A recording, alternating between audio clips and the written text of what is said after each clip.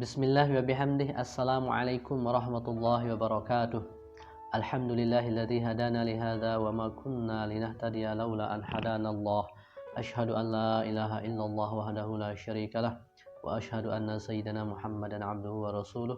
Allahumma shalli ala sayyidina Muhammadin al-fatih lima ughliqa wal khatimi lima sabaqa an-nasiril haqqi bil haqqi wal hadi ila siratikal mustaqim wa ala alihi haqqa qadrihi wa miqdarihi al-azim. Saudara-saudaraku shaimin shaimat yang dirahmati Allah Subhanahu wa taala. Dalam Al-Qur'an Allah Subhanahu wa taala berfirman, "Inna akramakum 'indallahi atqakum." Sesungguhnya semulia-muliamu di sisi Allah adalah yang paling bertakwa di antara kamu sekalian. Rasulullah sallallahu alaihi wasallam bersabda, "Akramun nasi atqahum." Manusia yang paling mulia adalah yang paling bertakwa. Dari firman Allah dan hadis Rasulullah sallallahu alaihi wasallam, kita mengetahui kemuliaan yang paling tinggi di sisi Allah, derajat yang paling tinggi di sisi Allah Subhanahu wa taala di dunia, terlebih-lebih di akhirat adalah yang paling bertakwa kepadanya. Dan salah satu ibadah yang Allah Subhanahu wa taala gandengkan hikmah besar, tujuan besar, salah satunya dari ibadah itu adalah agar kita mencapai ketakwaan, yaitu ibadah puasa. Sebagaimana Allah Subhanahu wa taala berfirman, A'udzu billahi minasyaitonir rajim. Ya ayyuhalladzina amanu kutiba 'alaikumus syiyam kama kutiba 'alal ladzina min qablikum la'allakum tattaqun. Wahai orang-orang yang beriman, diwajibkan atasmu berpuasa sebagaimana telah diwajibkan atas orang-orang sebelum kamu, la'allakum tattaqun, agar kamu bertakwa. Puasa seperti apa yang mengantarkan kita menuju ketakwaan? Sebelumnya kita sama-sama maklumi, mengetahui salah satu syarat dari ketakwaan itu adalah thalabul ilmi, menuntut ilmu atau dengan ilmu. Sebab bagaimana kita menjalani perintah Allah, menjauhi larangannya kalau kita tidak mengetahui ilmunya, hukum-hukumnya. Sedangkan di dalam agama kita, dalam kita menjalani ibadah kepada Allah, kita diberikan hukum-hukum agar ibadah kita menjadi ibadah yang baik, ibadah yang sah, mudah-mudahan diterima oleh Allah Subhanahu wa taala. Ada ibadah wajib, ada sunnah, ada makruh, ada sah, rukun, syarat dan lain sebagainya. Yang semuanya itu tentunya agar ibadah kita menjadi ibadah yang baik, ibadah yang sah diterima oleh Allah Subhanahu wa taala. Sehingga Rasulullah sallallahu alaihi wasallam bersabda, "Thalabul ilmi faridatun 'ala kulli muslimin." Menuntut ilmu itu hukumnya wajib bagi tiap individu muslim. Jadi ada ulama besar yaitu Ibnu Ruslan dalam kitabnya mengatakan, "Wa kullu man bi ghairi ilmin ya'malu a'maluhu mardudatun la tuqbalu." Setiap yang beramal tanpa ilmu, amalannya tertolak, tidak diterima. Ikhwani fillah, oleh sebab itu puasa yang seperti apa yang mengantarkan kita untuk mencapai ketakwaan?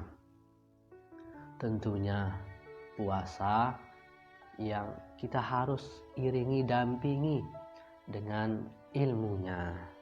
Maka Rasulullah sallallahu alaihi wasallam bersabda, "Man shoma ramadhana wa 'arafa hududahu wa tahaffaza bima yanbaghi lahu ay yatahaffaz kaffara ma qablahu." Siapa yang puasa Ramadan dan mengetahui batasan-batasannya, kemudian menjaga dirinya mana yang harus dijaga, kaffara ma qablahu, puasanya itu dapat menghapuskan dosa-dosanya yang sudah lalu. Ikhwani fillah, berpuasa Ramadan kemudian mengetahui batasan-batasan, yaitu batasan-batasan syar'inya. Mana rukun puasa, mana yang membatalkan puasa, mana syarat sah puasa, kemudian makruh-makruhnya, sunnah-sunnahnya. Kalau batal, mana yang mewajibkan qadha, mana yang mewajibkan fidyah, mana yang mewajibkan dan fidyah dan sebagainya. Yang semua itu perlu kita kaji kembali, perlu kita ingat kembali agar puasa kita menjadi puasa yang benar, puasa yang baik, puasa yang mudah-mudahan diterima oleh Allah Subhanahu wa taala. Sebab Rasulullah sallallahu alaihi wasallam bersabda, "Kam min shaim laisa lahu min siyami ilal ju' wal atas." Banyak orang yang berpuasa itu tidak mendapatkan hasil dari puasanya, hanya merasakan lapar dan haus saja.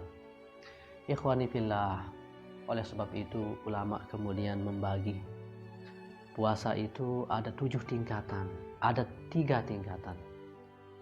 Puasa itu ada 3 golongan, ada 3 tingkatan. Tingkatan yang paling bawah, yang paling rendah, kemungkinan inilah tingkatan yang Rasulullah maksudkan.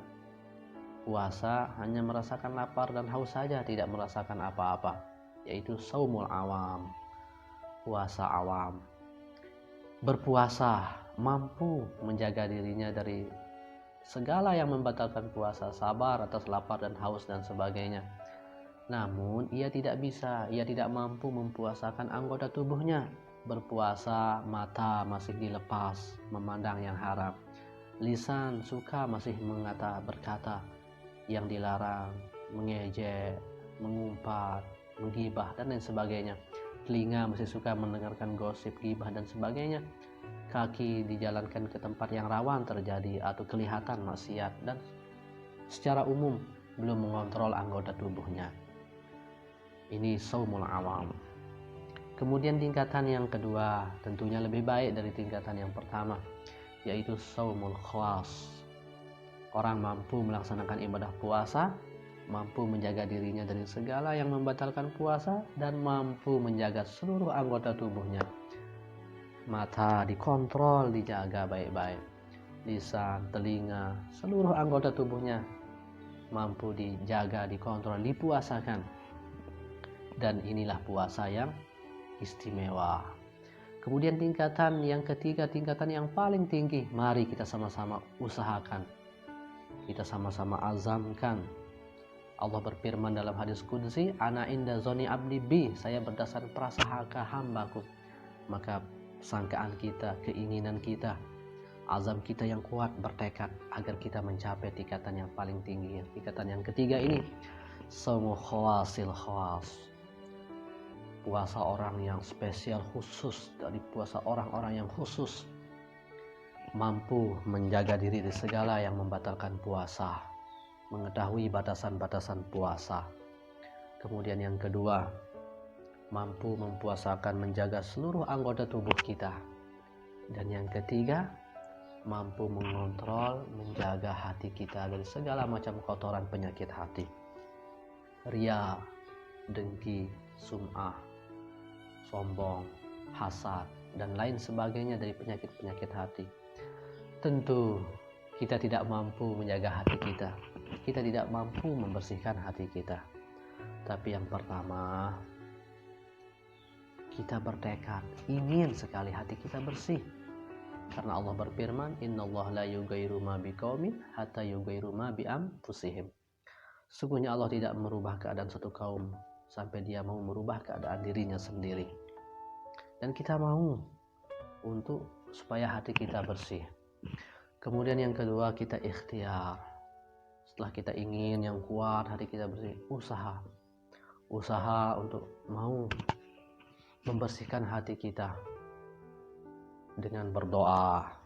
Sebab tidaklah kita mampu untuk menjaga dan membersihkan hati kita kecuali Allah Subhanahu wa taala yang menjaga dan membersihkannya.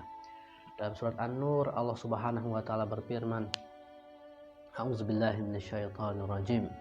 Walaula fadlullahi 'alaikum wa rahmatuhu ma zaka minkum min ahadin abada, walakinallaha yuzakki man yasha wallahu samii'un 'alim.